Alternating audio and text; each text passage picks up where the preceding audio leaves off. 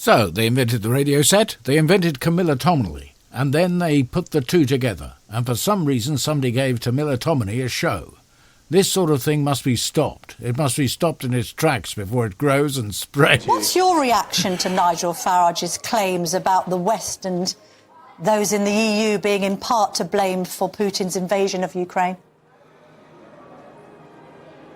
Well, I was at the NATO-Russia Council before Russia's full-scale invasion of Ukraine, and the Russian delegation were putting out all this propaganda about how they've been provoked. These are Putin's justifications, and to have a British voice echoing those justifications, I think, is completely wrong. But the truth is that Putin's been making noises about Ukraine since around about 2001.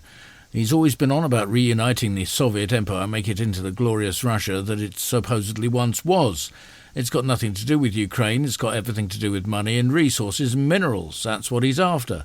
But Western politicians, despite talking a good game and saying we put sanctions in and we've done this and we've done that, they have very little effect on somebody whose money is internally garnered from people who do business inside his own country, using the army, the police and the secret services to extort money from anyone who's got a few rubles. The truth is, the West won't do anything to stop Putin because mainly the West are scared of Putin. The sad truth, of course, is that from reform candidates across the country, we've seen a whole range of really inappropriate comments, including calling into question Churchill's resolute defiance of Nazism, saying that somehow Churchill should have appeased Hitler. And yes, Churchill and any right-minded person should decry the Nazis and all they believed in.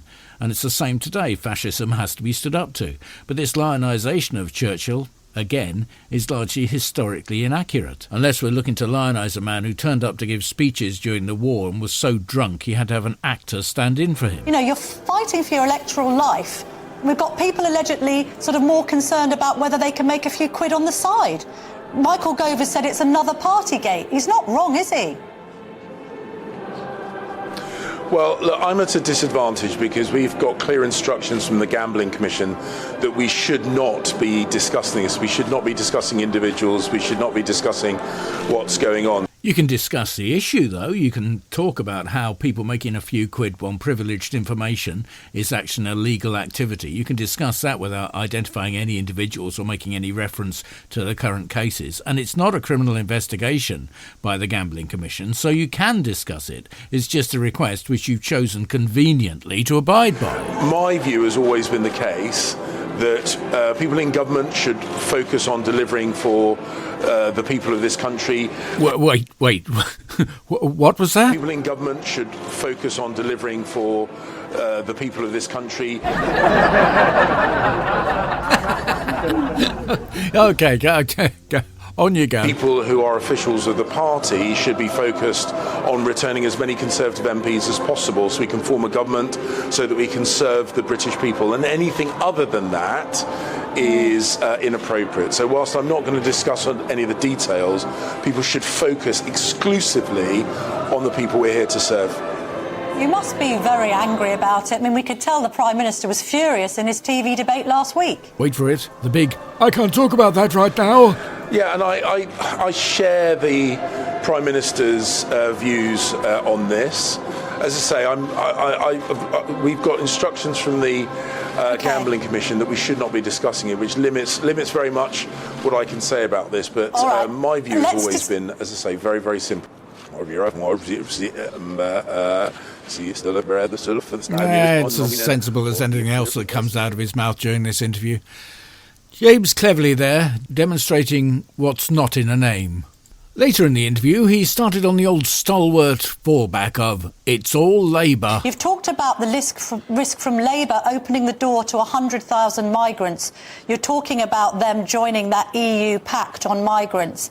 But at the same time, won't people watching and listening to this interview think, God, he's got a bit of brass neck? You've let in thousands of illegal migrants by dinghy across the channel, haven't you? Now, this is where Camilla Tominey falls down, because there's no such thing as an illegal migrant. There's an asylum seeker whose claim for asylum is assessed, and then they're declared illegal, if they're declared illegal. It's not nobody's saying, become an illegal migrant. They're asylum seekers until they are adjudicated to be otherwise. On you go. Well, stopping the boats, fighting those people smuggling gangs is incredibly hard. Also, the Conservatives claim they can't find them, whereas the BBC, LBC and other media organisations seem to be able to stroll right in, walk right up to somebody and find them straight away. I suggest somebody's selling a few porky pies here. I am determined to continue doing everything I can to stop the boats. That's why we have a cross-border organisation, the Small Boats Operation Command. Now, that does sound like something out of a B-movie, doesn't it?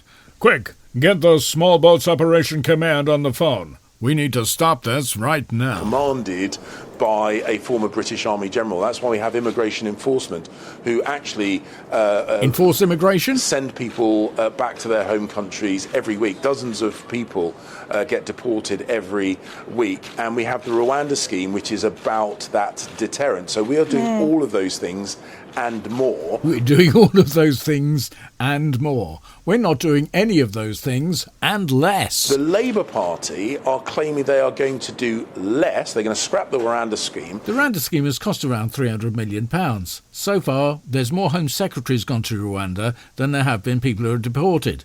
It's an absolute failure and a sham, and it's against international law, as the Supreme Court have said. But that seems to make no difference to this party. Their big announcement was the creation of a border command, which already exists, and a returns unit, which already exists. So they're claiming they are going to do less in the hope that they're going to achieve more. I'm not really sure that you can do less than this government has done. I'm not really sure, and particularly when you consider how expensive it's been.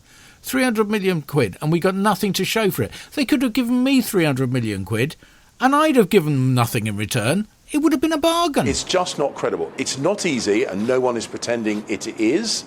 But the Labour's position on this, and this deal that they would do with the EU, which saw us as a net recipient previously, but they deny that they're doing that we deal. Get more people rather than less. Labour says they've ruled out doing that deal. Are they lying? But no. Prepare the weapon of ultimate conversation that stops all questioning of the Labour Party in its tracks.